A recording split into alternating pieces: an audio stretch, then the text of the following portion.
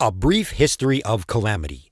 Nobel Prize-winning playwright Dario Fo coined the phrase, "The state will create the environment in which it can demand greater repressive power." Since the dawn of time, human beings have been subjected to a vast array of political, medical, and economic upheavals. It is the tendency of those in power to govern using as much fear and manipulation as possible. Let's imagine that you were born in 1900. The USA is one of the last countries to adopt the gold standard. The gold standard was used to prevent inflation and stabilize prices. When the USA joins the standard, the price of an ounce of gold is $20. For the first 14 years of your life, things are pretty good. But then when you're 14 years old, World War I breaks out and you have to deal with bombs going off around you and all kinds of inconvenience and destruction until you're 18 years old. The war ends in 1918, and if you're in America, life is good. But if you're in Germany, it's not, because of the Versailles Treaty and all the economic punishments being put upon you. Life is hard if you're German. Until 1929, when the stock market crashes. You're 30 years old and get to experience the Great Depression, which goes on until 1939. Then, of course, World War II begins. You're 40 years old and you get to watch more destruction until 1945, when the war ends with atomic weapons and the beginning of the nuclear age.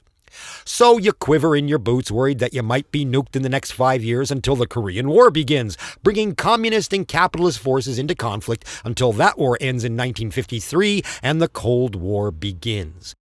In 1955, the Vietnam War begins, and just to make sure people are in a suitable state of agitation, in 1957, we get a layer of Asian flu pandemic. The population of the world is 3 billion, and the flu kills 150,000. In 1961, the Berlin Wall is built as communists do what they can to stop people leaving their dystopian reality. The Chinese communists have a revolution, and the stage is set for more Cold War. And then David Rodney Castle is born, and there is hope that the world will come to its senses and behave in a more civilized fashion now that he is here. But that is not the case, because in 1962, we have the Cuban Missile Crisis, which brings us to the brink of nuclear Armageddon.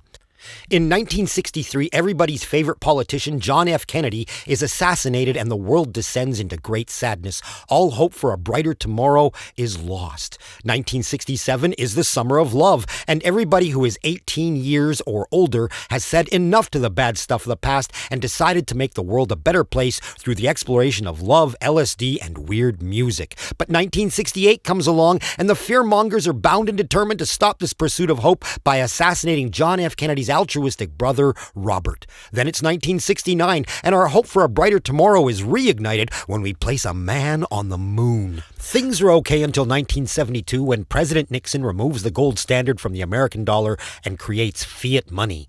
The value of gold is unleashed at $35 per ounce, hyperinflation takes over, and prices increase over 500%. Unemployment soars, and in 1973 triggers the oil crisis, where we are told we are running out of oil, but really we're not.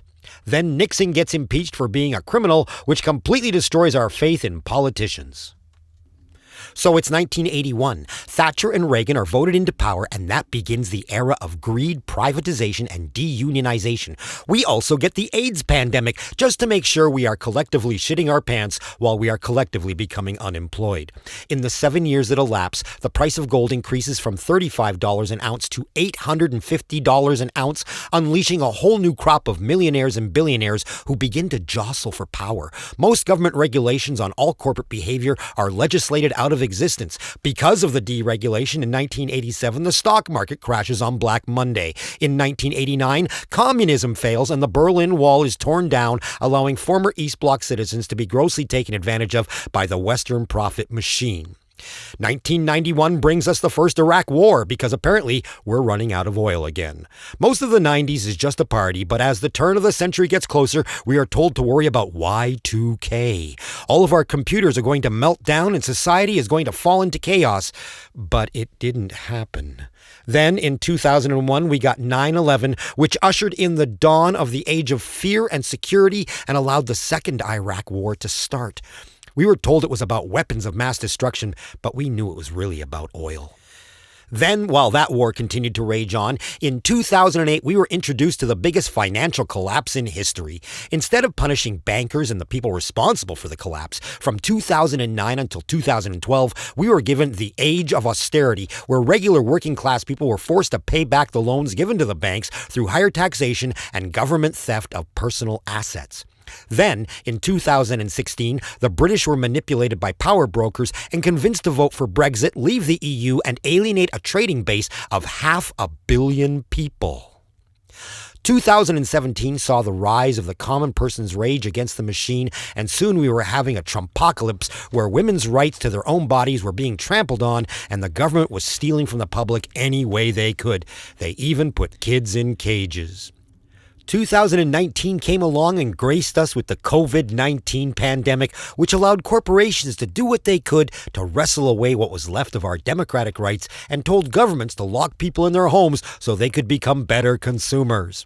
And now it's 2025. Conflicts in the Ukraine and the Middle East continue with no end in sight. The price of everything has gone up, wages remain stagnant, and while there are thousands of vacant apartments in most major cities around the world, most people who have suffered wage decreases due to technological displacement cannot gain access to them. Homelessness and disenfranchisement are on the rise. Humanity is at a tipping point.